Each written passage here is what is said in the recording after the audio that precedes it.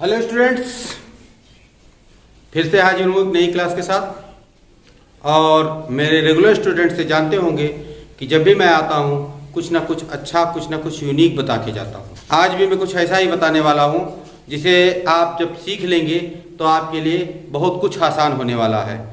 तो आप मेरे इस वीडियो लेक्चर को एक भी स्टेप बिना स्किप किए हुए देखिएगा, और जिससे कि आप लोगों को मेरे द्वारा दी गई जानकारी पूरी तरह से और अच्छे से समझ में आए। Students, welcome to excellence classes.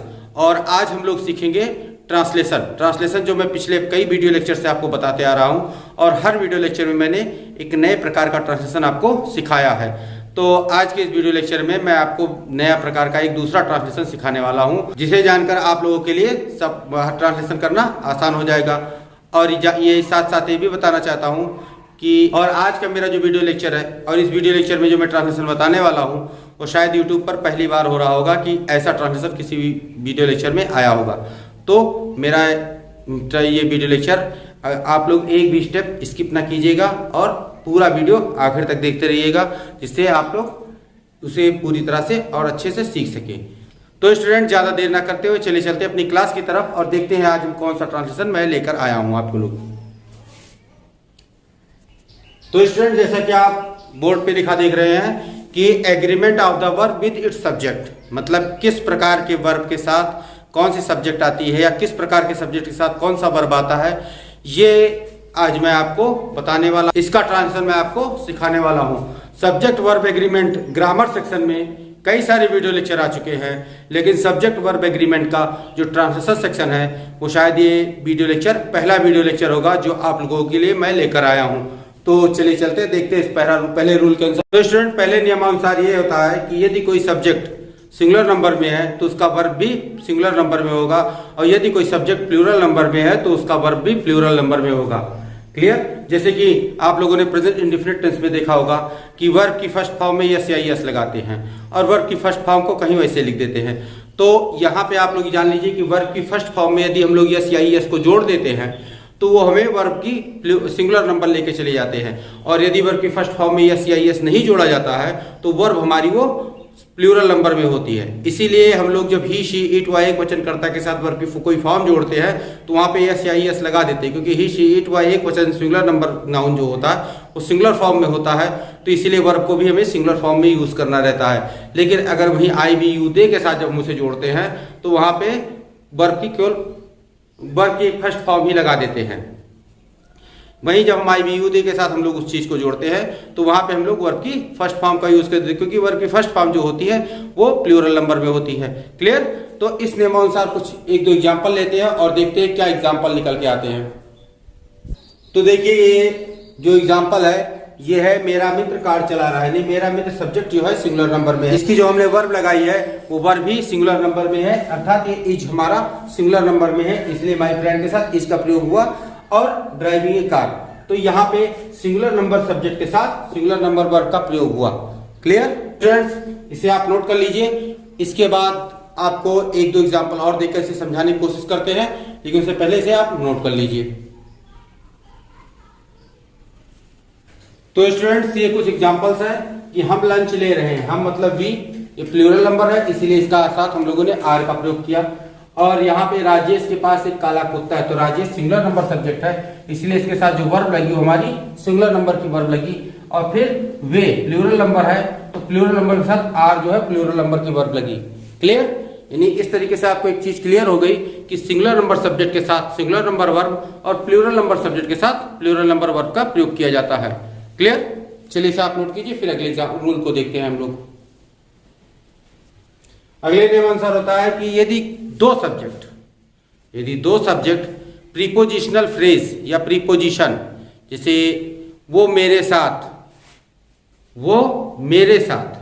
मतलब वो और मैं साथ, ये प्रीपोजिशन जुड़ा, ठीक है, तो वो मेरे साथ, तो या तुम उसके साथ या रवि अपने माता पिता के साथ, ये सारे वर्ड्स जो हैं प्रीपोजिशन से जुड़े हुए हैं। यदि ऐसे दो सब्जेक्ट जो प्रीपोजिशन के साथ या फिर किसी प्रीपोजिशनल फ्रेज के साथ जुड़े हों, वहां पे हमें जो वर्ब लानी रहती है, वर्ब लिखनी रहती है वो पहले प्रयुक्त हुए सब्जेक्ट के अनुसार लिखनी रहती है। यानी सबसे पहले क्या आया, सिंगुलर सब्जेक्ट आई या प्लूरल सब्जेक्ट आई। अगर पहले सिंगुलर सब्जेक्ट आ रहा है तो सिंगुलर वर्ब का भी यूज़ करेंगे। उस यदि पहले जो आ रहा है प्लूरल सब्जेक्ट आ रहा है तो हम लोग प्लूरल वर्ब का यूज़ करेंगे। अगर कहा जा रहा है कि एक बहुत बड़ी भीड़ मेरे साथ, तो सबसे पहले क्या आया, बहुत बड़ी भीड़, मतलब वो प्लूरल नंबर है, तो वहाँ पे जो हमें वर्ब यूज़ करनी रहेगी वो प्लूरल नंबर यूज़ करनी रहेगी। और मैं एक बहुत बड़ी भीड़ के साथ, तो यहाँ पे मैं सिंगुलर नंबर हूँ, तो यहाँ पे जो सब्जेक्ट हमें यूज़ करनी रहेगी वो सिंगुलर नंबर यूज़ करनी रहेगी। क्लियर? चलिए एग्जाम्पल लेके से समझने की कोशिश करते हैं। एग्जाम्पल क्या है, मोहन अपने माता पिता के साथ दिल्ली चला गया है। क्लियर? अब इस एग्जाम्पल में हमें यूज करना है तो मोहन विद हिज पेरेंट्स, इसमें ये सब्जेक्ट मोहन है और हिज पेरेंट्स, ये दोनों सब्जेक्ट हैं। अब इसमें जो वर्ब यूज की जाएगी वो पहले आए हुए सब्जेक्ट के अनुसार यूज की जाएगी। पहला आया हुआ सब्जेक्ट हमारे पास क्या है, मोहन है, तो मोहन के अकॉर्डिंग हमें वर्ब का यूज करना है। तो मोहन के अकॉर्डिंग हमें सब वर्ब क्या मिलेगी, हैज, क्योंकि ये प्रेजेंट परफेक्ट टेंस है इसीलिए हम लोग हैज का प्रयोग करेंगे। इस पेरेंट्स के अकॉर्डिंग हम लोग सब्जेक्ट वर्ब का यूज नहीं करेंगे। हम लोग जब भी वर्ब का यूज करेंगे मोहन के अकॉर्डिंग किया यहाँ पे, यानी पहले आए हुए सब्जेक्ट के अकॉर्डिंग हम लोग वर्ब का यूज करेंगे। तो हैज, और फिर दिल्ली चला गया है तो has gone to Delhi. Clear? उम्मीद है ये रूल आपको समझ में आ गया होगा। चलिए इसे आप नोट कर लीजिए, फिर बढ़ते हैं अगले रूल की तरफ। हम अगले नियमानुसार क्या है कि यदि दो सब्जेक्ट एंड से जुड़े हों, ये दो सब्जेक्ट को एंड से जोड़ दिया गया है और वो दोनों सब्जेक्ट किसी एक ही व्यक्ति की ओर इशारा कर रहे हो, जैसे एक कवि और वक्ता, एक कवि और वक्ता, अर्थात एक ही व्यक्ति को इशारा कर रहे हैं, वो व्यक्ति कवि भी है और वक्ता भी है, तो वहाँ पे हम लोगों को जो सब्जेक्ट लेनी रहेगी वो सिंगुलर नंबर में लेनी रहेगी। वैसे नॉर्मली रूल तो ये है कि एंड से जुड़े हुए दो सब्जेक्ट अगर आ रहे हैं तो उनके साथ हम लोग प्लूरल वर्ब का यूज करते हैं, लेकिन यदि वो दोनों सब्जेक्ट एक ही व्यक्ति की ओर इशारा कर रहे हो तो वहां पे हमें सिंगुलर सब्जेक्ट लेनी रहती है। क्लियर? चलिए एग्जाम्पल लेके समझते हैं इसको। एग्जाम्पल है, कॉलेज के प्रबंधक और संस्थापक कार्यालय में आ चुके हैं, अर्थात ये दोनों वर्ड्स प्रबंधक और संस्थापक एक ही व्यक्ति को इशारा कर रहे हैं, तो यहाँ पे जो हमें सब्जेक्ट यूज की जाएगी वो सिंगुलर नंबर में यूज की जाएगी। देखिए ट्रांसलेशन किस प्रकार से होगा, the manager and founder of the college, the manager and founder of the college, college के प्रबंधक और संस्थापक। अब इसमें वर्ब क्या लगेगी, has, has come in the office. Clear? उम्मीद है ये रूल आपको समझ में आ गया होगा, ये पूरा रूल आपको अच्छे से क्लियर भी हो गया होगा। चलिए इसे आप नोट कर लीजिए और फिर उसके बाद हम लोग देखते हैं इसके आगे क्या रूल हमें मिलते हैं। तो इस तरह अगले नियमानुसार ये होता है कि यदि दो सब्जेक्ट एज वेल एज के साथ जुड़े हो, एज वेल एज मतलब दो सब्जेक्ट तथा लगा के जुड़े हो, तथा मतलब जैसे कि इस विद्यालय में इंग्लिश के अतिरिक्त संस्कृत भी सिखाई जाती, नहीं इंग्लिश तथा संस्कृत सिखाई जाती है, अतिरिक्त नहीं, इस विद्यालय में इंग्लिश तथा संस्कृत सिखाई जाती है, तो यहाँ पे इंग्लिश के साथ साथ संस्कृत विषय भी चल रहा है, अर्थात यहाँ पे हम लोगों को एंड का प्रयोग नहीं करना है, एज वेल एज का प्रयोग करना है। और यदि सेंटेंस में हम लोग एज वेल एज का प्रयोग करते हैं तो वर्ब हमें उसी सब्जेक्ट के अकॉर्डिंग लगाना रहता है जो एज वेल एज के बाद आई हो, जो एज वेल एज के बाद तुरंत आ जाती है, उसी सब्जेक्ट के अकॉर्डिंग हम लोगों को वर्ब का यूज करना रहता है। चलिए देखते हैं कि इसका एग्जाम्पल लेकर कि ये कैसे होता है। जैसे एग्जाम्पल देखिए, यहां संगीत तथा कला सिखाई जाती है, तो music as well as drawing, यानी कि संगीत तथा कला, music as well as drawing, is यानी ड्राइंग के अकॉर्डिंग यहाँ हमने इज लगाया है, सिंगुलर नंबर था तो इज लगा दिया। अगर ये प्लूरल होता तो हम लोग आर लगाते, यानी कि ध्यान रखिए कि एज वेल एज के बाद आने वाला जो सब्जेक्ट है वो यदि सिंगुलर नंबर में आ रहा है तो सिंगुलर लगेगा, यदि वो प्लूरल आ रहा है तो प्लूरल में लगेगा। इससे कोई मतलब नहीं कि सेंटेंस कैसा है हमारा सब्जेक्ट, सेंटेंस पूरा हमारा सिंगुलर नंबर सेंटेंस है या प्लूरल नंबर सेंटेंस है, उससे कोई मतलब नहीं होता। अगर एज वेल एज के बाद आने वाला जो सब्जेक्ट है वो सिंगुलर है तो सिंगुलर वर्ब का यूज होगा, और यदि वो प्लूरल है तो प्लूरल वर्ब का यूज होगा। इस बात को ध्यान रखिएगा। तो music as well as drawing is taught here. Clear? उम्मीद है ये रूल आपको समझ में आ गया होगा और आप इसे अच्छे समझ भी गए होंगे। तो चलिए इसे आप नोट कर लीजिए, फिर हम लोग आगे अगला रूल देखते हैं।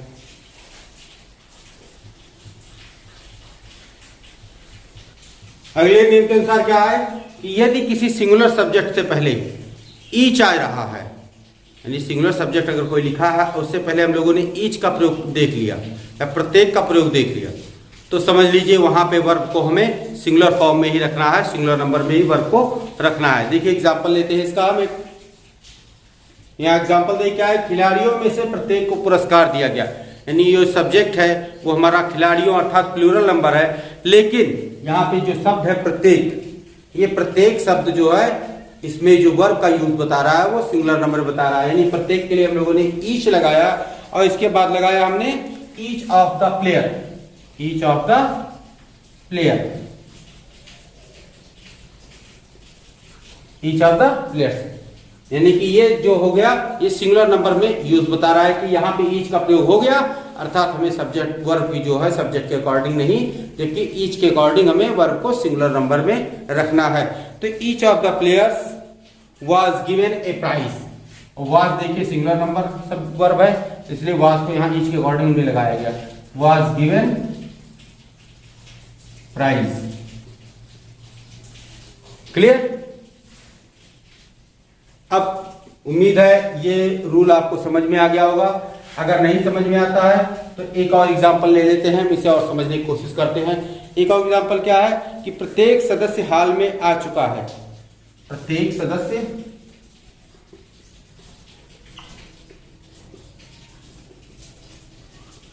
हॉल में आ चुका है।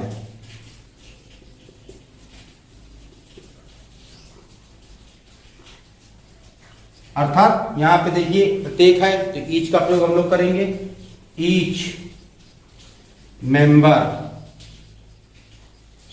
Each member. अब ये देखिए ईच आ गया, इसके अकॉर्डिंग यानी रूल के अकॉर्डिंग हमें यहाँ कौन सब्जेक्ट लानी है, सिंगुलर नंबर सब्जेक्ट। तो यहाँ पे देखिए सेंटेंस क्या है, ये प्रेजेंट परफेक्ट टेंस है, तो इसीलिए हम लोग प्रेजेंट परफेक्ट टेंस की सिंगुलर नंबर वर्ब होती है हमारे पास हैज। क्लियर? अब आने के थर्ड फॉर्म कम ही होता है, कम कहां पे आ चुका है, हॉल में, इनटू द हॉल। क्लियर? उम्मीद है ये एग्जाम्पल की सहायता से आप लोगों को ये रूल समझ में आ गया होगा। अब चलिए आप इन रूल्स को नोट कर लीजिए और फिर हम लोग आगे बढ़ के अगला रूल देखते हैं। इस नियम के अनुसार यदि दो सब्जेक्ट आइदर और या नाइदर नॉर के साथ जुड़े हुए हों तो उनमें जो वर्ब का यूज किया जाएगा वो और या नॉर, इनके बाद जो भी सब्जेक्ट आता है उसी के अकॉर्डिंग हम लोगों को उस सेंटेंस में वर्ब का यूज किया जाएगा। अर्थात इसमें जो सेंटेंस हिंदी में मिलेगा वो इस प्रकार से मिलेगा, या तो तुमने या तो तुम्हारे भाई ने, या तो इन्होंने या तो पूरी जनता ने, या तो मैंने या तो उसने, या ना तो मैंने ना तो उसने। इस टाइप के सेंटेंस आपको देखने को मिलेंगे और इस टाइप के सेंटेंस में आप लोगों को आइदर और या नाइदर नॉर का प्रयोग करना रहेगा। ध्यान रखिएगा कि आइदर और का प्रयोग अफर्मेटिव सेंटेंस के लिए किया जाता है, यानी जिसमें एक्सेप्टेबल हो कोई भी सेंटेंस, किसी भी बात का, किसी भी स्टेटमेंट का एक्सेप्ट किया जा रहा हो तो वहां पे आइदर और का प्रयोग किया जाएगा, और जहां रिजेक्शन हो अर्थात निगेटिविटी हो वहां पे नाइदर नॉर का प्रयोग करते हैं। क्लियर? चलिए इसका एग्जाम्पल लेते हैं, देखते हैं कि क्या होता है इसका। यहां पे देखो, या तो तुमने या तो तुम्हारे मित्रों ने उसे पीटा है, तो यहां पे या तो तुमने या तो तुम्हारे मित्र, तो आइदर यू और योर फ्रेंड्स। तो यहाँ पे योर फ्रेंड्स जो है प्लूरल नंबर है और प्लूरल नंबर के अकॉर्डिंग यहाँ हम लोग सब वर्ब को भी प्लूरल नंबर में ही रखते हैं। क्लियर? तो आइदर यू और your friends have beaten him. आई बात समझ में? इस तरीके से क्लियर हो जाता है कि आइदर और नाइदर नॉर में और या नॉर के बाद आने वाला जो सब्जेक्ट होता है वो यदि सिंगुलर नंबर में है तो वर्ब वहां हमें सिंगुलर नंबर में लिखनी रहती है, और यदि वो प्लूरल नंबर में है तो वहां पर वर्ब हमें प्लूरल नंबर में लिखनी रहती है। क्लियर? चलिए आगे बढ़ते हैं। चलिए अगला नियम जानने से पहले स्टूडेंट्स हम लोग ये जान लेते हैं कि पर्सनल प्रोनाउन क्या होते हैं। पर्सनल प्रोनाउन व्यक्तिवाचक सर्वनाम जिसका प्रयोग हम लोग सब्जेक्ट के रूप में करते हैं, और व्यक्तिवाचक सर्वनाम अर्थात पर्सनल प्रोनाउन जो होते हैं कुल 3 प्रकार के होते हैं। हिंदी में आपने पढ़ा होगा प्रथम पुरुष, मध्यम पुरुष और उत्तम पुरुष। उसी प्रकार से इंग्लिश में भी 3 फॉर्म होती हैं वर्ब की। उसी प्रकार इंग्लिश में भी ये पर्सनल प्रोनाउन 3 प्रकार के होते हैं। पहला वो जो बोल रहा है, अर्थात जैसे मैं बोल रहा हूं तो मैं हो गया personal pronoun, first person pronoun. Personal pronoun का फर्स्ट पर्सन प्रोनाउन हो गया मैं। और आप लोग सुन रहे हैं अर्थात आप लोग यहाँ पे सेकंड पर्सन प्रोनाउन हो गए। और थर्ड पर्सन प्रोनाउन जैसे मैं आपसे किसी दूसरे के विषय में बातें कर रहा हूँ, किसी अन्य के विषय में, किसी तीसरे के विषय में, तो वो जो तीसरे के विषय में मैं आपसे उनकी बातें कर रहा हूँ तो तीसरा पर्सन जो है यहाँ पे थर्ड पर्सन प्रोनाउन हो गया। अर्थात ये चीज आपको क्लियर हो गई। First person, second person, third person. नहीं, अब वक्ता फर्स्ट पर्सन, श्रोता सेकंड पर्सन, और जिसके विषय में वक्ता श्रोता बातें कर रहे हो वो थर्ड पर्सन होता है। अब ये जान लीजिए वक्ता जो अपने लिए प्रयुक्त करता है वो कौन कौन से सब्जेक्ट यूज करता है। मैं या हम, मैं या हम अर्थात आई और वी, ये फर्स्ट पर्सन में चले गए। श्रोता के लिए कौन सा वर्ड यूज किया जाता है, यू, यू चला गया सेकंड पर्सन में। और जिसके विषय में बातें की जा रही है वह हुआ, वे हुए, या फिर जो कुछ होते हैं अदर कोई नाम आ जाए वो नाम, ये सारे सब थर्ड पर्सन में चले गए। ये बात क्लियर हुई। यानी फर्स्ट पर्सन क्या होता है हमारे पास, फर्स्ट पर्सन हो गया हमारे पास आई और वी हो जाता है। सेकंड पर्सन क्या होता है हमारे पास, यू हो जाएगा। और थर्ड पर्सन क्या होगा, ही हो जाएगा, शी हो जाएगा, इट हो जाएगा, दे हो जाएगा, या कोई नाउन हो जाएगा। क्लियर, ये चीज समझ में आ गई। अब आप लोग शायद कंफ्यूज हो रहे होंगे कि अभी बीच में ट्रांजिशन पढ़ाते पढ़ाते सर कहाँ प्रोनाउन के पर्सनल प्रोनाउन पे चले गए समझाने के लिए। तो ये चीज मैं आपको समझाना इसलिए आवश्यक था क्योंकि अगला नियम जो है इस ट्रांसलेशन का वो इसी पे आधारित है। तो आप लोग इसे नोट कर लीजिएगा, और उम्मीद है जो मैंने समझाया है first person, second person, third person, उस तरीके से आपको वो चीज समझ में भी आ गई होगी। तो आप लोग उसे ध्यान में रखिएगा क्योंकि अगले नियम में इसकी बहुत आवश्यकता पड़ने वाली है। तो पहले से आप नोट कर लीजिए, फिर हम लोग अगले नियम को समझते हैं। तो स्टूडेंट्स, यदि आप लोग यहां तक आ चुके हैं तो उम्मीद है कि इस वीडियो लेक्चर में आपको मजा आ रहा है, इसीलिए आप लोग ये वीडियो लेक्चर यहां तक देखते देखते चले आए हैं। और अगर आप वीडियो लेक्चर देख रहे हैं और आपको इस चीज में, इस वीडियो लेक्चर से कुछ भी समझ में आ रहा है, तो आप लोग इस वीडियो लेक्चर को शेयर करते रहिए जिससे कि और भी स्टूडेंट्स तक ये बातें पहुंचती रहें। और साथ ही साथ जो मेरे अन्य वीडियो लेक्चर दिए गए हैं उन सब के लिंक मैं, उन सब के प्लेलिस्ट के लिंक मैं नीचे दिए दे रहा हूँ, डिस्क्रिप्शन में डाल दूंगा, वहां से जाके आप सभी वीडियो लेक्चर को देख सकते हैं। और अब हम लोग अगले रूल की तरफ चलते हैं, और अगला रूल जो है इस प्रकार से वो पर्सनल प्रोनाउन पे आधारित है। तो स्टूडेंट्स, अगले नियमानुसार हमारा जो पर्सनल प्रोनाउन का होता है कि पर्सनल प्रोनाउन के तीनों पर्सन यानी first person, second person, third person, इन तीनों के सब्जेक्ट का सिंगुलर रूप जो है हमें एक ही वाक्य में अगर देखने को मिल जाए, मतलब एक ही वाक्य में तीनों पर्सन के सब्जेक्ट आ जाए, तो उन सब्जेक्ट को एक ऑर्डर में रखना होता है। वो ऑर्डर हमारा होता है 231, 231। इस गिनती को याद रखिए, और ये गिनती आपको बताती है कि अगर एक ही वाक्य में तीनों पर्सन के सब्जेक्ट आ जाए तो उनको किस ऑर्डर में रखना होगा। अर्थात 231 का मतलब पहले हमें सेकंड पर्सन प्रोनाउन, फिर हमें थर्ड पर्सन प्रोनाउन, और फिर सबसे अंत में हमें फर्स्ट पर्सन प्रोनाउन रखना है। क्लियर। और वहां पे जो हमें सब्जेक्ट यूज की जाएगी, यानी उस सेंटेंस में जो सब्जेक्ट हम लोग यूज करेंगे वो प्लूरल नंबर सब्जेक्ट यूज करेंगे, क्योंकि उसमें तीनों पर्सन के प्रोनाउन है। और अर्थात वहां पे सब्जेक्ट जो हमारा प्लूरल नंबर है तो वहां पे हमें सब्जेक्ट प्लूरल में ही यूज करनी रहेगी। चलिए एग्जांपल लेके समझते हैं, उसके बाद ये आपको अच्छी तरीके से समझ में आ जाएगा। यहां देखिए एग्जांपल है, मैं, तुम और वह घनिष्ठ मित्र हैं। तो यहाँ पे ये फर्स्ट पर्सन है मैं, तुम सेकंड पर्सन है और वह थर्ड पर्सन है।